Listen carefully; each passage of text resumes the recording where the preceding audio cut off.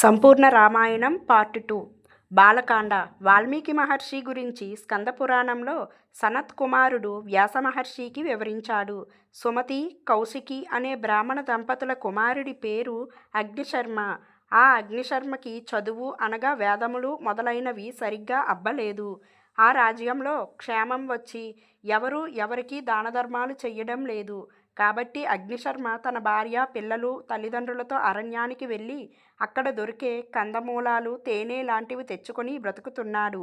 చదువు సరిగ్గా అబ్బనందువల్ల అక్కడ ఉండే దొంగలతో స్నేహం చేసి దొంగతనాలు చెయ్యడం ప్రారంభించాడు. ఒకసారి అటుగా వెళుతున్న కొంతమంది మహర్షులను ఆపి, మీ దగ్గర ఉన్నది ఇవ్వండి, లేకపోతే చంపుతాను అన్నాడు.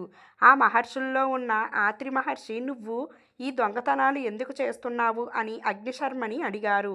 నన్ను నమ్ముకున్న నా భార్యని, నా తల్లిదండ్రుల్ని పోషించుకోవడానికి అని చెప్పాడు శర్మ. అలా అయితే నువ్వు ఇప్పటిదాకా చేసిన ఈ దొంగతనాల వల్ల నీకు కలిగిన పాపాన్ని నీ కుటుంబ సభ్యుల్లో ఎవరన్నా పంచుకుంటారేమో అడిగిరా అని అత్రి మహర్షి అన్నారు. మమ్మల్ని పోషించడం నీ కర్తవ్యం, కాబట్టి నువ్వు మమ్మల్ని పోషించాలి. నువ్వు తెచ్చావు, మేము అనుభవిస్తాము. కానీ ఎలా తెచ్చావు అన్న దానికి ఇచ్చే ఫలితాన్ని నువ్వే అనుభవించాలి అని అన్నారు శర్మ కుటుంబ సభ్యులు. చాలా బాధ కలిగి మళ్ళీ ఆ ఋషుల దగ్గరికి వచ్చి నా పాపాలను పోగొట్టుకునే మార్గం చెప్పమన్నాడు. ధ్యానం చెయ్యి అని అత్రి మహర్షి చెప్పి వెళ్ళిపోయారు. 13 సంవత్సరాల తర్వాత ఆ మహర్షులు ఇదే దారిలో తిరిగొస్తుంటే అక్కడ ఒక పెద్ద పుట్ట కనబడింది. ధ్యానమగ్గుడై ఉన్న అగ్నిశర్మ మీద పుట్టలు పెరిగాయి.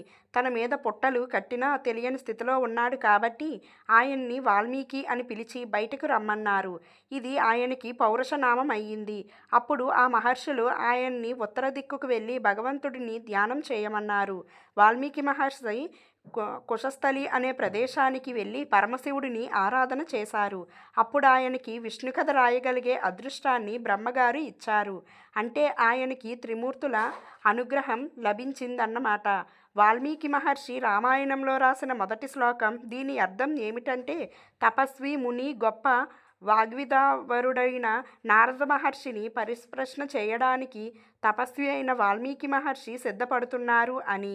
వాల్మీకి మహర్షి నారదుడిని ఏమడిగాడంటే, ఈ లోకంలో ఇప్పుడే ఇక్కడే ఉన్న గుణవంతుడు, వీర్యవంతుడు, ధర్మాత్ముడు, కృతజ్ఞతాభావం కలిగినవాడు, సత్యం పలికేవాడు, దృఢమైన సంకల్పం కలిగినవాడు, చారిత్రము కలిగినవాడు, అన్ని ప్రాణుల మంచి కోరేవాడు, విద్యావంతుడు, సమర్థుడు, ఎన్నిసార్లు చూసినా ఇంకా చూడాలనిపించేంత సౌందర్యం కలిగినవాడు, ధైర్యవంతుడు, క్రోధాన్ని జయించినవాడు, తేజస్సు కలిగినవాడు,